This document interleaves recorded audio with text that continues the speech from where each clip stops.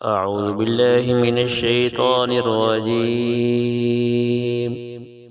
بسم الله الرحمن الرحيم. السلام علیکم ورحمۃ اللہ وبرکاتہ. سامعین کرام، آج کی اس ویڈیو میں شیطانی وسوسوں اور طاغوتی طاقتوں سے بچاؤ کی دعا پڑھیں گے. رسول اللہ صلی اللہ تعالی علیہ وآلہ وسلم نے اس آیات سے ملتے جلتے الفاظ میں ایک دعا سکھائی اور رات کو سوتے وقت پڑھنے کی تلقین فرمائی تاکہ ہم ہر قسم کی گھبراہٹ سے محفوظ رہیں. آئیے سماعت فرمائیں.